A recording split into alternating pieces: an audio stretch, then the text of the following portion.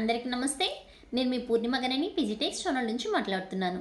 నేను బాగున్నానండి. మీరందరూ చాలా చాలా బాగుండాలని కోరుకుంటూ ఇవాళ మన టాపిక్ బంగారం కొంటే ఆదాయమా, లేదా బాగా గ్రోన్ అవ్వచ్చా, లేదా మన దగ్గర ఉన్న డబ్బుల్ని ఫిక్స్డ్ డిపాజిట్లో పెట్టడం వల్ల లాభపడచ్చా, అసలు ఎందులో ఎంత మాత్రం ఆదాయం రెట్టింపు అవుద్ది, ఫిక్స్డ్ డిపాజిట్ల మేలా బంగారం కొంటే మేలా, అసలు బంగారాన్ని ఎలా కొంటే ఎక్కువ ఎక్కువ లాభపడతాం అదేనండోయ్.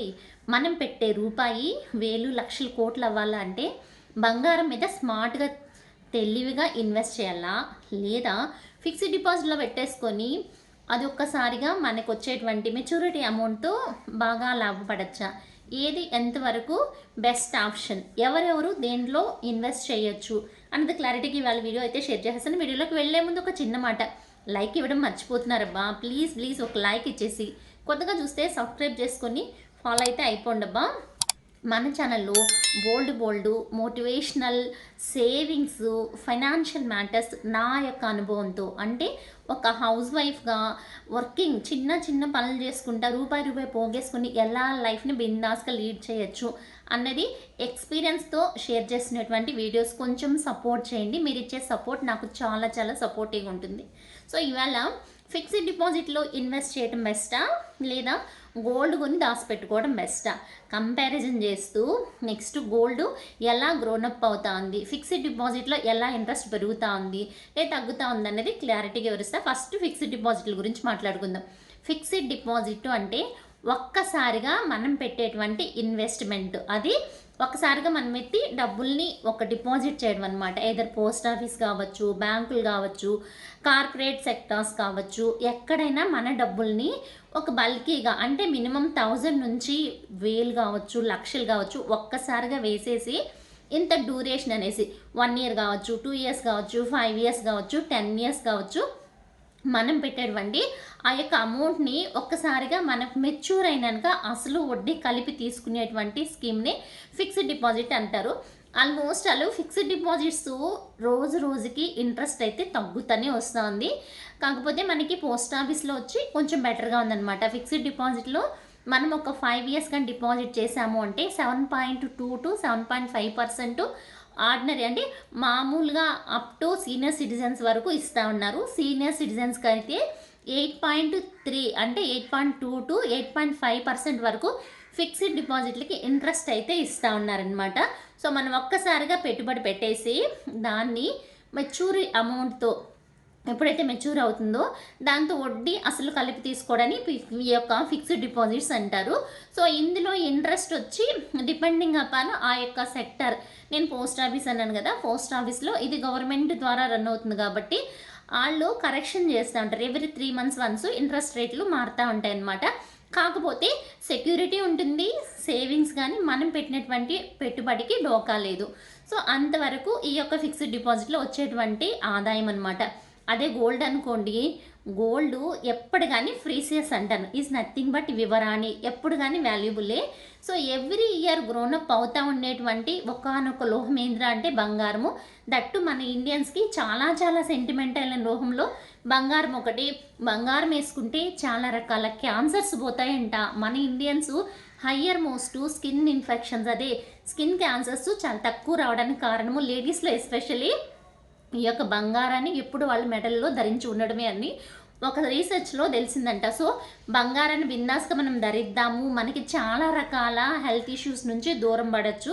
అట్ ద సేమ్ టైం మనకి గురుబలం ఉండాలా అంటే అదేనంటే స్మార్ట్గా ఆలోచించడము, తెలివిగా థింక్ చేసి డెసిషన్ తీసుకోవాలంటే బంగారం మన ఒంటి మీద ఉన్నా కూడా ఆ యొక్క స్మార్ట్నెస్ అనేది ఉంటుందంట. ఇంకా మన ఇండియన్స్కి ఆల్మోస్ట్ ఆల్ సెంటిమెంట్ అనమాట. ఏ పండగ కావచ్చు, ఏ ఫంక్షన్ కావచ్చు, ఏ పెళ్ళిళ్ళు కావచ్చు, లేదంటే పుట్టినరోజులైనా ఏ వేడుకలైనా ముఖ్యంగా మనం బంగారం మీద ఇన్వెస్ట్ చేస్తాం కాబట్టి బంగారాన్ని ఎలా కొంటే మనం లాభపడవచ్చు. ఇప్పుడు మనము దారిలోకి వచ్చాం అనమాట.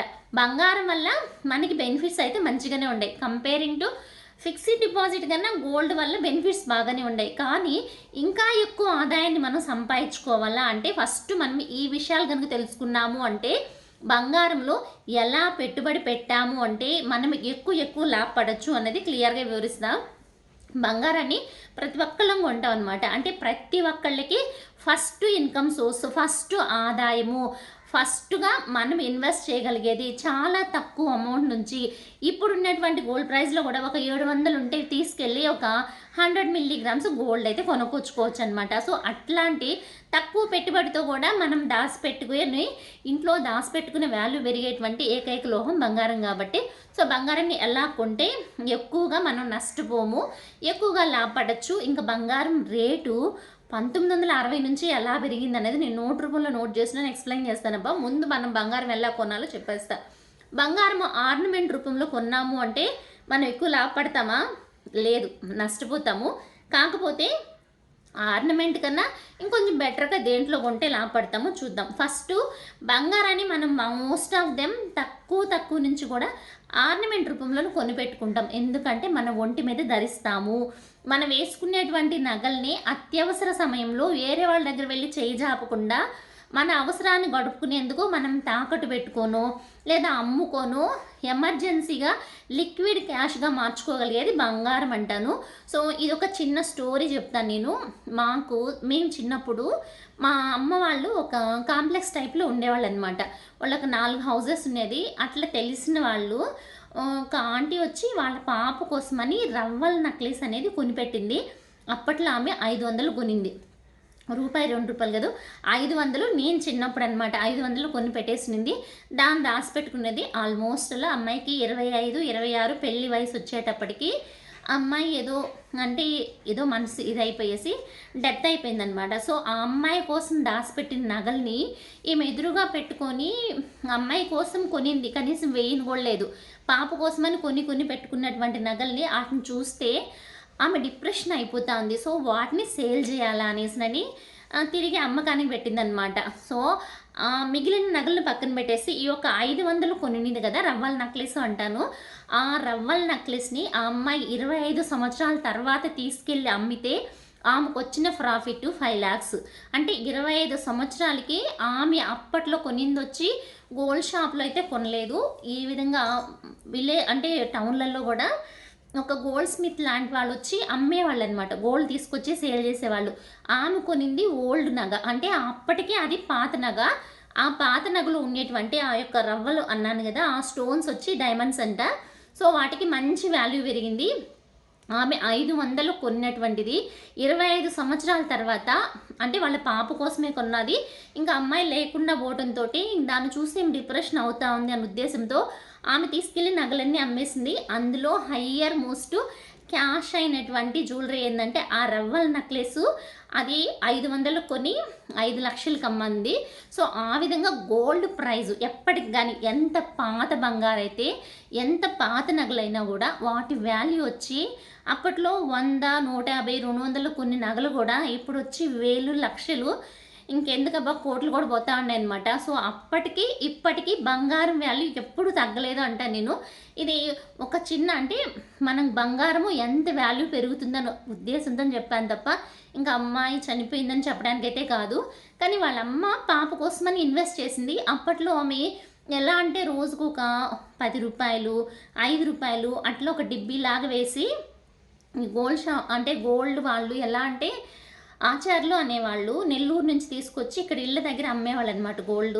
వాళ్ళు తీసుకొచ్చి మనకి ఏదైనా నగలు కావాలని చెప్పినా కూడా ఇప్పుడు మనం శారీస్ ఎట్లా అమ్ముతామో అప్పట్లో గోల్డ్ తీసుకొచ్చి ఆ విధంగా అమ్మేవాళ్ళు. నమ్మకం అనమాట. ఇప్పుడున్నట్టు ప్యూరిటీ చెక్ చేయాలా, ఎంత క్యారెస్ ఉంది, హాల్ మార్క్ ఉందా లేదా, మోసపోతామా, అట్లా ఇట్లా అనేటువంటి అన్ని డౌట్లు అప్పట్లో ఉండేది లేదు. ఎందుకంటే బంగారం అంటే క్యాజువల్గా కొనేవాళ్ళు అనమాట. సో, ఆ విధంగా వాళ్ళు తీసుకొచ్చి ఒకసారిగా ఇన్ని జ్యువెలరీస్ అని తెస్తే కాంపౌండ్లో ఉండేటువంటి వాళ్ళంతా లేడీస్ ఎవరికి ఏది కావాలని తీసుకునేసి ఇప్పుడు శారీస్ అయితే ఎలా కంతులు లెక్కన కట్టి కొంటున్నారో అప్పట్లో నగలు ఆ విధంగా కొనేవాళ్ళు అనమాట. కమ్మలు కానీ, నెక్లెస్లు కానీ, నల్లబూసల దండలు కానీ, ఇట్లాంటి రవ్వల నెక్లెస్లు కానీ, స్టోన్డ్ ఐటమ్స్ కానీ, ఇట్లాంటివి 500 అనుకోండి, 10 నెలల్లో నెలకు ఒక రూ. 50 ఆడేసి పెట్టి 10 నెలల్లో తీర్చేసేటోళ్ళు. ఇంకా వాళ్ళు తిరుగుతారు కదా, దానికోసమని ఇంకొక రూ. 10, రూ. 20 ఎక్స్ట్రా ఇచ్చేవాళ్ళు అనమాట. ఆ విధంగా బంగారాన్ని కొనిపెట్టిందామె. సో, అలా కొనిన వాటిలో నాకు అంటే మా అమ్మకి చెప్పింది, ఆమె ఇలా చెప్పి బాధపడి ఏడ్చింది. 500 కొన్నాను, 5,00,000 వచ్చింది దాని వాల్యుయేషను. నేను అప్పటికి పెళ్లి కాలేదు నాకు. నాకు అమ్మాలని ఇష్టం లేదు.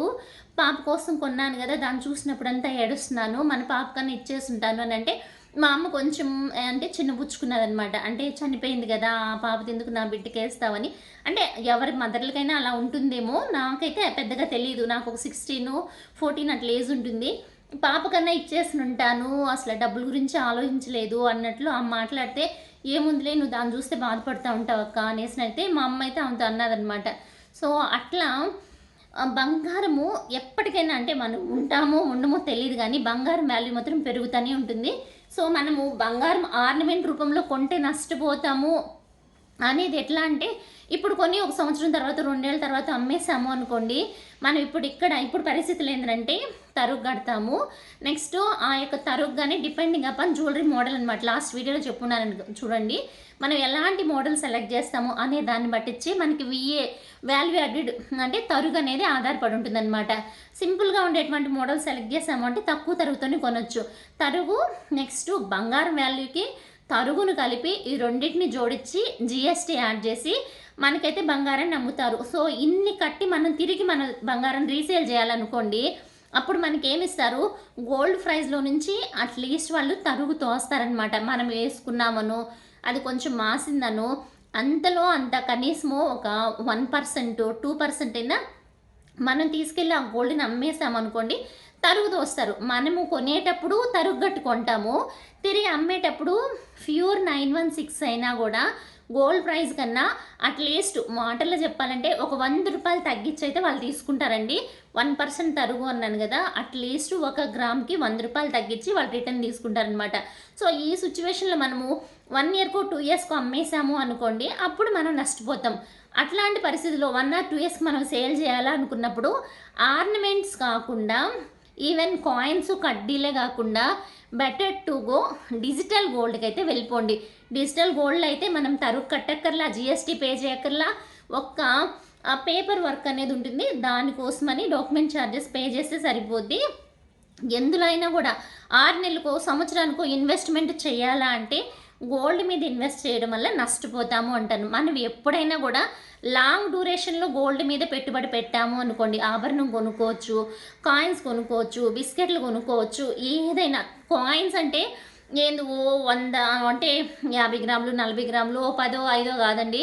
100 మిల్లీగ్రామ్స్ నుంచి కూడా ప్రతి ఒక్క మహిళ ఉద్యోగం చేయని, చెయ్యకపోని ఇంట్లో ఉండేటువంటి తను గడిపేటువంటి, తను స్పెండ్ చేసేటువంటి అమౌంట్స్‌ని దాసిపెట్టుకొని గూడా మోస్ట్ ఆఫ్ దెమ్ వారానికి ఒక 700-800 దాకా మన ఆడవాళ్ళు మిగిలిపెట్టగలుగుతారు. ఇప్పుడుండేటువంటి సిట్యుయేషన్‌లో.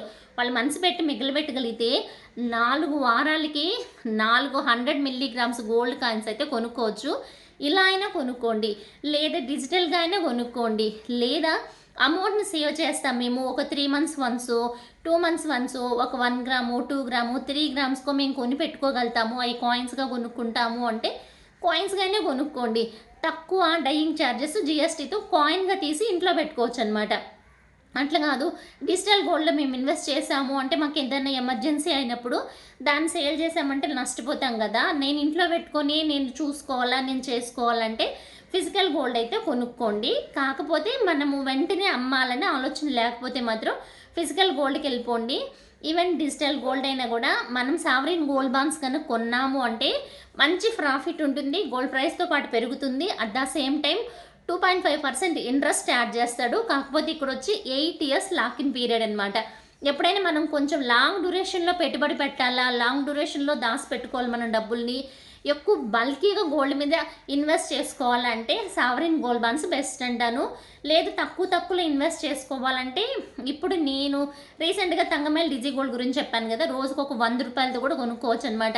ఇంకా జారాప్ అనేసనని, ఫోన్‌పే అని, గూగుల్ పే అని ఇట్లాంటి వాటిలో కూడా అట్‌లీస్ట్ 10, 20 రూపాయల నుంచి కూడా మనం గోల్డ్ మీద అయితే ఇన్వెస్ట్ చేయొచ్చు. ఇట్లాంటి వాటిలో మనం గోల్డ్ కొంటా ఉన్నాము అనుకోండి, గోల్డ్ ప్రైస్‌తో పాటు మన యొక్క వాల్యూ కూడా మనం కొన్నటువంటి డబ్బులకి వాల్యూ పెరుగుతుంది. రీసేల్ చేసుకోవాలని ఎప్పుడైనా రీసేల్ చేసుకోవచ్చనమాట.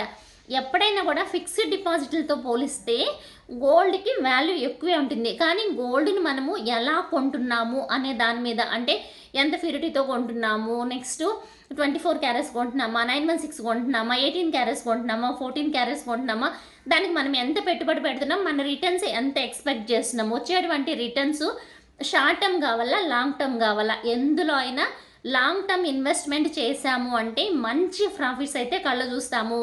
ఏదైనా ఫిక్స్డ్ డిపాజిట్స్ కావచ్చు, గోల్డ్ కావచ్చు. షార్ట్ టర్మ్ అనుకోండి, ఫిక్స్డ్ డిపాజిట్లో మనం అనుకున్న టైం కన్నా ముందు తీసుకోవాలంటే ఫైన్ కట్టి బయట రావాలా. గోల్డ్లో మనం అనుకున్న టైం కన్నా ముందే అమ్మాలంటే పెద్ద ప్రాఫిట్ ఏమి ఉండదు. అదే అంటే ఆర్నమెంట్ కొనేస్తాం అనుకోండి, తరుగు కూలీ జిఎస్టీ నష్టపోయి అమ్మేసి అయితే వచ్చేసేయాలన్నమాట. కొంచెం లాంగ్ టర్మ్ పెట్టేసుకున్నాము అంటే బిందాస్గా మనం మంచి ప్రాఫిట్ని అయితే కళ్ళు చూసిన వాళ్ళు అవుతాము.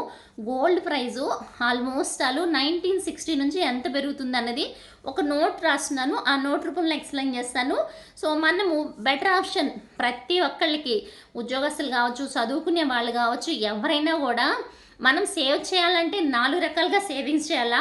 అందులో గోల్డ్ మంచి ప్రాఫిట్ అయితే ఇస్తూ ఉంది. Share market, mutual funds, gold almost ఒకే రకమైన ఇన్కమ్ సోర్సెస్ ఉంటాయి. కాకపోతే ఇందులో కొంచెం రిస్క్ ఉంటుంది. ఎందుకు అంటే ఫిజికల్ గోల్డ్ మనం ఇంట్లో పెట్టుకున్నామంటే థెఫ్ట్ అయ్యే ఛాన్సెస్ ఉంది. డిజిటల్ గోల్డ్ కొన్నాము అనుకోండి, దాంట్లో ఛార్జెస్ అవి కట్ అవుతూ ఉంటాయి. నెక్స్ట్ గోల్డ్ ప్రైస్ ఏమన్నా తగ్గింది అనుకోండి, అప్పుడు లాస్ అవ్వచ్చు. షేర్ మార్కెట్ కూడా అంతే, depending upon marketing condition. Mutual funds కూడా అంతే. సో ఇట్లా అప్ అండ్ డౌన్స్ ఉంటాయి. కానీ ఫిక్స్డ్ డిపాజిట్స్ అలా కాదు. ఒక ఫిక్స్డ్ అమౌంట్ వేసేస్తాము, ఫిక్స్డ్ ఇన్కమ్ ఇంట్రెస్ట్ రేట్లు అయితే మనకు వస్తుంటాయి.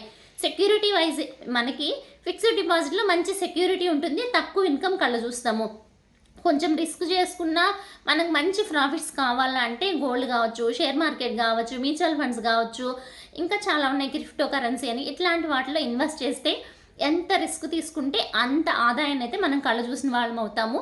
సో కంపేరింగ్ టు ఫిక్స్డ్ డిపాజిట్లు బెస్టా, గోల్డ్ బెస్టా అంటే gold the best income source అంటాను. ఫిక్స్డ్ డిపాజిట్లు వచ్చి సెక్యూరిటీ ఉండేటువంటి ఇన్కమ్ సోర్స్ అంటాను. సో మనం బెటర్, మనం ఎంత ఇన్వెస్ట్ చేసినా, సేవ్ చేసినా 50-50% డివైడ్ చేసుకుని రెండిట్లో ఇన్వెస్ట్ చేసాము అంటే security plus income sources increase అయ్యేటువంటివి రెండు బ్యాలెన్సింగ్గా పెరుగుతాయి. కాబట్టి రెండిట్లో ఇన్వెస్ట్ చేయడానికి అయితే ట్రై చేయండి. నా సజెషన్ అయితే అదండి. మీకు నచ్చితే మాత్రం లైక్ చేయండి. ఇంకా గోల్డ్ ప్రైస్ 1960 నుంచి ఎంత పెరిగిందో చెప్తానన్నాను కదా, చూసేసేయండి. గోల్డ్ వర్సెస్ ఫిక్స్డ్ డిపాజిట్లో గోల్డ్లో పెట్టుబడి పెడితే లాభమా లేక ఫిక్స్డ్ డిపాజిట్లో పెడితే లాభమా అంటే ఎఫ్డి వచ్చి ఒకేసారి ఇన్వెస్ట్ చేస్తాం అనమాట. నువ్వు 1,00,000 చెయ్యి, 2 లక్షలు చెయ్యి, ఒక్కసారిగానే పెట్టుబడి పెట్టేస్తావు ఇందులో. గోల్డ్ అయితే కొంచెం 100 మిల్లీగ్రామ్స్ నుంచి కూడా కొనుక్కుంటానే ఉండొచ్చు, మనం ఎన్నిసార్లైనా కొనొచ్చు. ఇది సిస్టమేటిక్ ఇన్వెస్ట్మెంట్ ప్లాన్ లాగైతే ఇది సింగిల్ ప్రీమియం లంసమ్ అమౌంట్ని ఒకసారిగా పెట్టాలి. ఇంకా ఎక్కడెక్కడ పెట్టచ్చు ఫిక్స్డ్ డిపాజిట్లు అంటే బ్యాంకుల్లో కావచ్చు, కార్పొరేట్ కంపెనీలు కావచ్చు, పోస్ట్ ఆఫీస్ కావచ్చు, ఎక్కడ సెక్యూరిటీ ఉంటుందో, ఎక్కడ ఆర్బీఐ నిబంధనల కింద ఫిక్స్డ్ డిపాజిట్లు అయితే తీసుకుంటున్నారో అక్కడంతా మనం ఇన్వెస్ట్ చేయొచ్చు. కాకపోతే ఫిక్స్డ్ డిపాజిట్లో ఫిక్స్డ్ ఇంట్రెస్ట్ రేట్లు కూడా ఉంటాయన్నమాట. కాకపోతే ఇంట్రెస్ట్ రేట్లు రాను తగ్గుతూ ఉన్నాయి కానీ పెరగలేదు. కాకపోతే safe investment, no risk, 100% risk లేనటువంటి ఇన్వెస్ట్మెంట్ వచ్చి ఫిక్స్డ్ డిపాజిట్. గోల్డ్ ఎలా అంటే సేఫ్ ఇన్వెస్ట్మెంటే, కాకపోతే హై రిస్క్. అంటే లిటిల్ బిట్ రిస్క్ అన్నాను కానీ హై రిస్క్ ఉంటుంది, థెఫ్టింగ్ ఛాన్సెస్ ఉంది, గోల్డ్ రేట్లు అప్ అండ్ డౌన్ అవ్వచ్చు, నెక్స్ట్ బాగా కూడా పెరగచ్చు. నెక్స్ట్ డిజిటల్ గోల్డ్ అనుకోండి ఛార్జెస్ ఉంటాయి. మన ఫిజికల్ గోల్డ్ అనుకోండి ఇందులో వచ్చి మనకి జిఎస్టీ పే చేయాలా, నెక్స్ట్ తరుగు కూలీలు లాంటివి ఉంటాయి. మనము గోల్డ్ కాయిన్స్ అట్లాంటివి పెడితే దారిపోయేదానికి కూడా ఛాన్సెస్ ఉందన్నమాట. గోల్డ్ ప్రైస్ వచ్చి పెరుగుతూనే ఉంది, మనకి ఫిక్స్డ్ డిపాజిట్లో ఇంట్రెస్ట్లు వచ్చి తగ్గుతూనే ఉన్నాయి. సో కొన్ని బ్యాంకుల్లో అంటే ఎస్ బ్యాంక్ కానీ పోస్ట్ ఆఫీస్ కానీ 7%, మామూలుగా ఫిక్స్డ్ డిపాజిట్ డ్యూరేషన్ పట్టించి మారుతూ ఉంటాయి. 1 year 2 years అనుకోండి 2-3%, 4-5 years అనుకోండి 4-5%, 5 years అండ్ అబోవ్ అనుకోండి 7%, 7.5%, సీనియర్ సిటిజన్స్ వాళ్ళకి 8% అట్లయితే వస్తుంది అనమాట. కాకపోతే స్టాండర్డ్ ఇన్కమ్ నో గ్రోత్, పెద్దగా గ్రోత్ అయితే ఏం కనిపించదు. కానీ గోల్డ్ రేటు 1964 నుంచి అంటే 24 క్యారెట్స్ 10 grams గోల్డ్ రేటు 1964లో ₹63.25 ఉండింది. 1964లో ₹63.25. 1970లో వచ్చి ₹184, 24 క్యారెట్స్ 10 grams గోల్డ్. అది 1980లో వచ్చి ₹1,330 ఉంది. 90లో వచ్చి 3,200. 2000 ఇయర్ అండి 4,400, 24 క్యారెట్స్ 10 grams గోల్డ్. నేను 2000 ఇయర్లో ఒక్క సవర్ 22 క్యారెట్స్ చైన్ వచ్చి 2,000 కొన్నాను. అంత రేట్ అయితే అంత తక్కువ రేట్కి అయితే ఉండిందనమాట. ఆల్మోస్ట్ అలా నేను నా లాంగ్ హార్ము నెక్లెస్ అవి చూపిస్తూ ఉంటాను కదా, ఆ టైంలో కొన్నట్టువే. 2010లో 18,500. అంటే నా పెళ్ళప్పటి నుంచి బాగానే గ్రోత్ అయింది. 2007లో నా మ్యారేజ్ అయింది. అప్పుడు వచ్చి ఒక గ్రామ్ వచ్చి 1000 రూపీస్ ఉన్నిందనమాట. 8 గ్రామ్స్ 8000 ఉన్నింది. అలాంటిది 2010 కంతా 18,500 పెరిగింది. 20కి వచ్చే లోపల 48,698 రూపాయలు, అంటే 4,869 రూపాయలు ఒక గ్రామ్ అయితే ఉన్నింది. ఇప్పుడు 24లో పరిస్థితి 80,000 అబ్బా. 24 క్యారెట్స్ 1 గ్రామ్ వచ్చి 7,900 నుంచి 8,000 దాకా అయితే మనకి రికార్డ్ స్థాయిలో రికార్డ్ అయింది. ఆల్మోస్ట్ వాళ్ళ గోల్డ్ మీద గ్రోత్ వచ్చి 15 to 34% ఇంక్రీజ్ అయింది లాంగ్ టర్మ్ ఇన్వెస్ట్ మీద మాత్రమే. వెంటనే షార్ట్ టర్మ్ అనుకోండి పెద్ద వేరియేషన్ ఉండదు. లాంగ్ టర్మ్ ఇన్వెస్ట్మెంట్గా మనం గోల్డ్ని తీసుకున్నాము అనుకోండి, ఇప్పుడు నేను చెప్పాను కదా 2000 కానీ, ఇంకా అంతకుముందు మా అమ్మమ్మలు నానమ్మలు అమ్మ వాళ్ళ దగ్గర నుంచి వచ్చిన గోల్డ్ అయితే 63 రూపాయలు వాళ్ళు కొన్నారు. సో ఇంకా ఇప్పటికొచ్చి 80,000 అనమాట. 63 రూపాయలు ఎక్కడ, 80,000 ఎక్కడ. ఆల్మోస్ట్ ఇలా గోల్డ్ని మనకి ఫ్యామిలీస్ ట్రాన్స్ఫర్ అవుతా వచ్చిందంటే గ్రోత్ బాగానే ఉంటుంది. నేను చెప్పాను కదా 500 కొనింది 5 లక్షలు అయింది అని. సో ఇలా ఉంటుందన్నమాట. సో మనకి స్టాండర్డ్ ఇన్కమ్ కావాలా, లేదంటే సెక్యూరిటీ కావాలంటే ఫిక్స్డ్ డిపాజిట్లకే వెళ్ళాలా.